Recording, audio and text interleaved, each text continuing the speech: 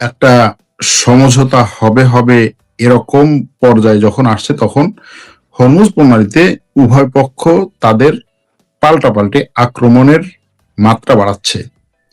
মার্কিন যুক্তরাষ্ট্রের দাবি, তারা ইরানে যাওয়ার পথে বা ইরানে যেতে ইচ্ছুক এরকম দুটো জাহাজকে, তেলের ট্যাঙ্কার যেগুলো বলা হয়, তেল বহন করে নিয়ে যাবে বড় বড় দুটো জাহাজকে তারা ধ্বংস করেছে। আর ইরানের দাবি, তারা দুটো জাহাজ আটক করেছে। উভয় পক্ষের এই দাবি পাল্টাপাল্টি হামলা। আবার ইরানের গণমাধ্যম বলছে হরমুজ প্রণালীতে মার্কিন নৌবাহিনী এবং ইরানি নৌবাহিনীর মধ্যে পাল্টাপাল্টি ব্যাপক গোলাবর্ষণ হয়েছে আজকে। এর আগে গতকাল রাতেও মার্কিন বাহিনী এবং ইরানি বাহিনীর মধ্যে পাল্টাপাল্টি হামলা হয়েছে। এই হামলাগুলো কেন হচ্ছে, এর জবাব যদি আমরা পেতে চাই, ইরানের পররাষ্ট্রমন্ত্রীর বক্তব্য দেখতে হবে। ইরানের পররাষ্ট্রমন্ত্রী আব্বাস আরাকচি বলছেন, মার্কিন যুক্তরাষ্ট্র যখনই ইরান কোনো একটা সমঝোতার কাছাকাছি যায়, তখনই কেন যেন তারা মনে হয় সমঝোতা চায় না, এজন্য হঠাৎ করেই এই সমঝোতা যেন ভেঙে যায় সেরকম ভাবে আক্রমণ চালায়। এখন তার প্রশ্ন হচ্ছে, এটা কি আসলে মার্কিন যুক্তরাষ্ট্র ইরানকে সমঝোতার আগে আগে আরো বেশি ইরানের উপরে চাপ সৃষ্টি করার জন্য করছে, নাকি আসলেই তারা সমঝোতা চায় না এবং এই সমঝোতা না হোক এজন্য মার্কিন প্রেসিডেন্ট ডোনাল্ড ট্রাম্পকে অন্য কেউ চাপ দিচ্ছে? ঠিক তার এই প্রশ্নই আমাদের এখানে করা দরকার। যেই মুহূর্তে ইরান এবং আমেরিকা সমঝোতার কাছাকাছি চলে এসেছে, ইরান আমেরিকাকে অনেক বিষয়ে ছাড় দিচ্ছে, আমেরিকা ইরানকে অনেক বিষয়ে ছাড় দিচ্ছে। যেমন ধরুন, ইরান বলছে সে তার পরমাণু অস্ত্রের ক্ষেত্রে পুরোপুরি ছাড় দিবে না, কিন্তু কিছু কিছু বিষয়ে ছাড় দিতে রাজি আছে। আবার আমেরিকা ইরানের কাছ থেকে একেবারে শুরুর দিকে যেই ধরনের দাবিগুলো করেছিল সেই দাবি থেকেও সে সরে এসেছে। সুতরাং উভয় পক্ষই মোটামুটি অনেকটা সমঝোতায় যেন আসতে পারে সেটার কাছাকাছি কিছু শর্ত নিয়ে আসছে। ঠিক সেই মুহূর্তে এই হামলা পাল্টা হামলা, হরমুজ প্রণালী নিয়ে উত্তেজনা বাড়ানো পেছনে কারণ কি? এর বাইরেও আমেরিকা এবং ইরানের মধ্যে যে প্রস্তাব এবং পাল্টা প্রস্তাব, সেই প্রস্তাব পাল্টা প্রস্তাবের মধ্যে কি কি আছে? আমেরিকা ইরানের কাছে 14 পয়েন্টের একটা ডকুমেন্ট পাঠিয়েছে। সেই ডকুমেন্টে ইরানকে আমেরিকা বলছে যে তোমরা কোনো ধরনের পরমাণু অস্ত্র তৈরি করবে না, সেটা সরাসরি ঘোষণা দিতে হবে, এবং আগামী কমপক্ষে 12 বছর তোমরা ইউরেনিয়াম সমৃদ্ধ করতে পারবে না, সেটাও নিশ্চিত করতে হবে। এছাড়াও তোমাদের কাছে যে 440 কেজি সমৃদ্ধ করা ইউরেনিয়াম আছে, সেটা আমাদের হাতে দিয়ে দিতে হবে। আর এর বিপরীতে, এটার পরিবর্তে এটা দিলে কি ফলাফল হবে? আমেরিকা আস্তে আস্তে ইরানের উপর থেকে নিষেধাজ্ঞা তুলে নিবে এবং ইরানের যে পরিমাণ সম্পদ জব্দ করে রেখেছে, কয়েক বিলিয়ন বা 100-150 বিলিয়ন, সেই সম্পদটা তারা ছেড়ে দিবে এবং ইরানের উপরে বর্তমানে যে নৌ অবরোধ আছে সেটা ছেড়ে দিবে। এখন ইরান বলছে যে আমি বর্তমানে আমেরিকা যে প্রস্তাবগুলো দিয়েছে সেই প্রস্তাবগুলো আমাদের পুরোপুরি মানার মতো পরিস্থিতি নেই। ইরানের কথা হচ্ছে যে আমরা পরমাণু প্রকল্প থামিয়ে রাখতে পারি, পরমাণু অস্ত্র বানাবো না এটা নিয়েও নিশ্চয়তা দিতে পারি, কিন্তু আমার সমৃদ্ধ করা ইউরেনিয়াম আমেরিকার হাতে ছেড়ে দেওয়া সেটা আমি দেব না। আর আমার যে পরমাণু প্রকল্পগুলো আছে সেই প্রকল্পগুলোকে পুরোপুরি ধ্বংস করে দেয়া সেটাও আমি দেব না। এর বাইরে যেগুলো আছে সেগুলো মেনে নেওয়া সম্ভব। এখন এই যে কাছাকাছি একটা জায়গায় তারা এসেছে এবং এটার উপরে ভিত্তি করে হরমুজ প্রণালী খুলে দেওয়ার যে প্রস্তাব বা খুলে দেওয়ার যে পর্যায়ে তারা এসেছে, সেই পর্যায় থেকে এখনো পর্যন্ত ফাইনাল কোনো জায়গায় এসে পৌঁছতে পারেনি। আমেরিকার এই 14 পয়েন্টের প্রস্তাবের উত্তরে ইরান 9 পয়েন্টের একটা প্রস্তাব পেশ করেছে। ইরান সেই 9 পয়েন্টের প্রস্তাবে বলেছে যে আগে এই যে যুদ্ধবিরতি আছে এটাকে 2 মাসের একটা যুদ্ধবিরতিতে নিয়ে যেতে হবে, আর সেই যুদ্ধবিরতিটাকে পুরোপুরি একটা যুদ্ধ শেষ করার শান্তি চুক্তিতে রূপান্তরিত করতে হবে। যেমন আমেরিকার প্রস্তাবে একেবারে পুরোপুরি একটা শান্তি চুক্তির কথা নেই, আর আমেরিকার এবং ইরানের মধ্যে এটাকে পুরোপুরি একটা শান্তি প্রস্তাবে রূপান্তরিত করতে যত আলোচনা করা দরকার, যা করা দরকার, যত সিদ্ধান্ত নেওয়া দরকার, সব 30 দিনের মধ্যে নিয়ে একটা ফাইনাল সিদ্ধান্তে আসতে হবে। পরবর্তীতে ইরানের উপরে কোনো ধরনের আক্রমণ করতে পারবে না সেটা নিশ্চিত করতে হবে। আমেরিকার সৈন্যদের ইরানের আশেপাশের জায়গাগুলো থেকে সরে যেতে হবে। ইরানের অর্থ বা সম্পদ যেটা জব্দ করা হয়েছে সেটাকে ছেড়ে দিতে হবে। ইরানের উপর থেকে নিষেধাজ্ঞা তুলে নিতে হবে।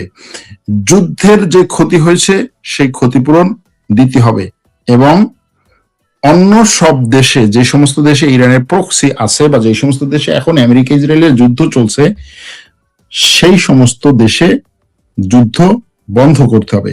হরমুজ প্রণালী পরিচালনার জন্য একটা আন্তর্জাতিক বা আঞ্চলিক মেকানিজম তৈরি করতে হবে, যেই মেকানিজমের নেতৃত্বে থাকবে ইরান।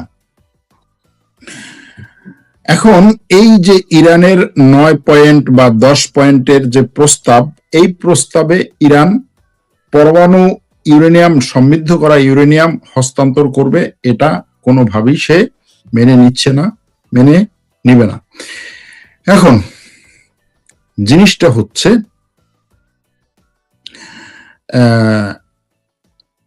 তাহলে একটা শান্তি চুক্তি হওয়া সম্ভব কিনা? হওয়া সম্ভব, শান্তি চুক্তির কাছাকাছি চলে এসেছে, যুদ্ধ প্রায় শেষ। এখন যেটা চলছে সেটা হচ্ছে এই যুদ্ধের শেষে শান্তি প্রস্তাবে বা শান্তি চুক্তিতে একে অপরের উপরে কতটা চাপ সৃষ্টি করতে পারে এবং হরমুজ প্রণালী নিয়ে পরবর্তীতে বিশ্বে কি ধরনের একটা হরমুজ প্রণালীর উপরে কে কতটুকু কন্ট্রোল করতে পারে সেটার প্রচেষ্টা, এটা আমার কাছে মনে হচ্ছে। যাই হোক, এই ইরানের বিষয়ের বাইরেও আরো বিশ্বে অনেক ঘটনা ঘটছে, ঘটনা ঘটবে, সেগুলো নিয়েও একটু কথা বলা দরকার। আজকে সন্ধ্যায় বাংলাদেশের বিভিন্ন জায়গা থেকে, আমার বাড়ি পটুয়াখালী, কলাপাড়া থেকে, কক্সবাজার এবং কুয়াকাটা থেকে বিভিন্ন মানুষ ভিডিও তুলে পাঠিয়েছেন। ভিডিওটা হচ্ছে বাংলাদেশের আকাশে, মনে হচ্ছে পশ্চিম আকাশে একটা মিসাইল সদৃশ্য বস্তু দ্রুত গতিতে এগিয়ে যাচ্ছে, এরকম একটা ভিডিওটা অনলাইনে ছড়িয়ে পড়ে, আমার কাছে অনেকে পাঠান। আমাদের খুব মানে প্রিয় একজন দর্শক এবং একজন ভাই, আমাদের একজন ফ্যাক্ট চেকিং কোর্সের ছাত্র, তিনিও আমার কাছে ভিডিওটা পাঠিয়েছেন এবং এটার উপরে তিনি রিসার্চও করেছেন। সাথে সাথে আমি সময় পাইনি ভিডিওটা চেক করার। পরবর্তীতে যেটা বোঝা গেছে সেটা হচ্ছে খুব সম্ভবত ভারত সাগরে একটা মিসাইল টেস্ট করেছে। 3000 বা 3500 কিলোমিটার রেঞ্জের মধ্যে সে একটা নোটাম জারি করেছে যে এই এরিয়াতে কোন ধরনের জাহাজ এই সময়ের মধ্যে যেন না ঢুকে, একটা নির্দিষ্ট সময় করে ভারত সেটা জারি করেছে। খুব সম্ভবত সেই ভারতের মিসাইল টেস্টের দৃশ্য বা সেটার ঘটনাটি বাংলাদেশের আকাশে আজকে সন্ধ্যার সময় দেখা গেছে, এটা আমার কাছে মনে হয়েছে। এটা নিয়ে বিভিন্ন ধরনের খবর আছে বাংলাদেশে, পত্রপত্রিকাতে স্পষ্ট কেউ কিছু বলছে না। আবহাওয়া অধিদপ্তরের বরাত দিয়ে কিছু খবর করা হয়েছে, কিন্তু এটা খুব সম্ভবত ভারতের মিসাইল টেস্টের দৃশ্য হতে পারে। গেল সেটা। মিসাইলের কথা আসলো, এখানে ফ্যাক্ট চেকিং এর কথা আসলো, এজন্য ফ্যাক্ট চেকিং এর কথাটা আগে একটু বলে নিই, মিসাইল নিয়ে আরো কয়েকটা গুরুত্বপূর্ণ কথা বলবো। ফ্যাক্ট চেকিং আমাদের অনেকগুলো কোর্সের একটি, আমাদের সাংবাদিকতার কোর্স, টার্কিশ ল্যাঙ্গুয়েজ কোর্স এবং ফ্যাক্ট চেকিং কোর্স এগুলো চলছে, ভর্তিও চলছে। ফ্যাক্ট চেকিং কোর্সের সর্বশেষ যে কোর্সটি এখন শুরু হবে সেটার ভর্তি একেবারে শেষ পর্যায়ে, আপনারা চাইলে ভর্তি হতে পারেন আমাদের ফ্যাক্ট চেকিং কোর্সে। এবং সাংবাদিকতা আর টার্কিশ ল্যাঙ্গুয়েজ কোর্সেও ভর্তি চলছে। নতুন কোর্সগুলো শুরু হলে আপনারা সেখানে যুক্ত হতে পারেন, তবে ভর্তিটা এখনই হয়ে রাখতে পারেন। ভর্তির জন্য কোথায় যোগাযোগ করবেন আমাদের ডিসক্রিপশনের ডিটেলস দেওয়া আছে। এবারে আমি মিসাইল নিয়ে কিছু কথা বলি।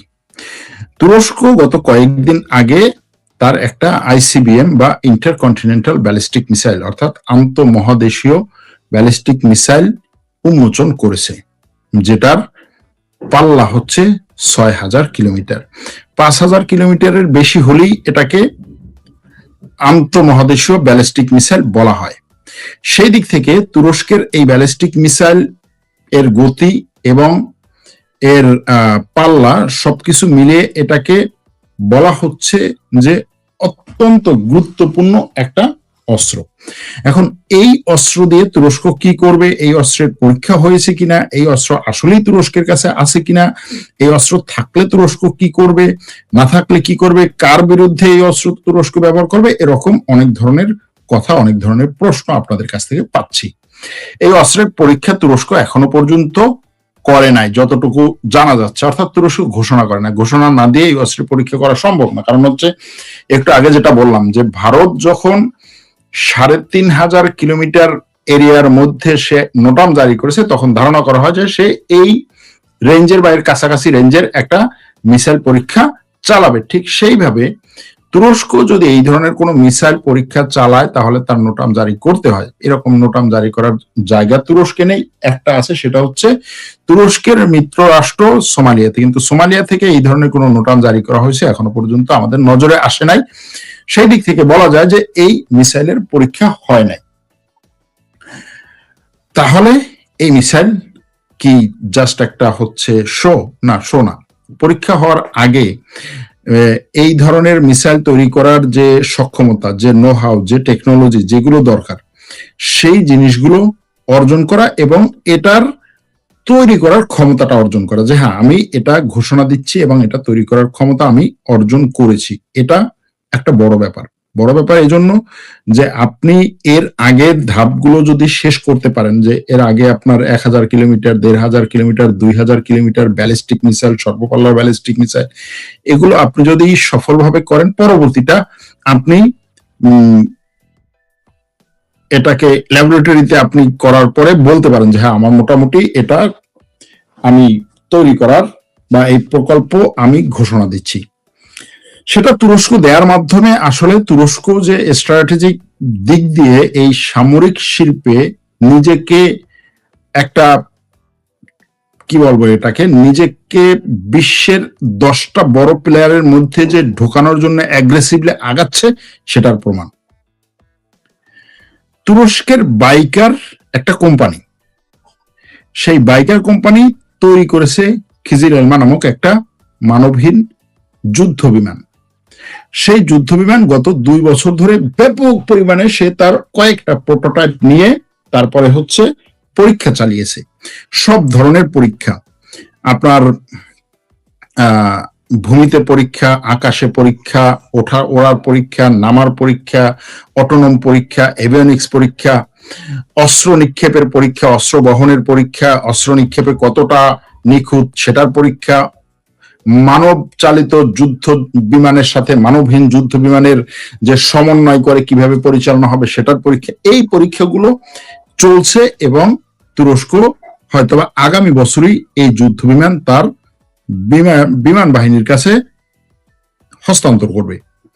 কিন্তু গতকালকে তুরস্ক, খুব সম্ভবত আজকে এই কোম্পানিটি ঘোষণা দিয়েছে যে তারা ইন্দোনেশিয়ার সাথে একটা চুক্তি করেছে। ইন্দোনেশিয়াকে এই ধরনের যুদ্ধ বিমান দেয়ার চুক্তি করেছে তুরস্কের এই কোম্পানিটি।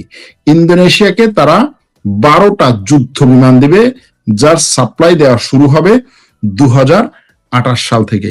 অর্থাৎ তুরস্কের এই খিজিলেলমা যুদ্ধ বিমান, মানবহীন যুদ্ধ বিমান, যেটাকে বলা হয় ফিফথ প্রজন্মের যুদ্ধ বিমান, মানবহীন যুদ্ধ বিমান, এটা তুরস্কের বাইরে এই প্রথম পেতে যাচ্ছে ইন্দোনেশিয়া।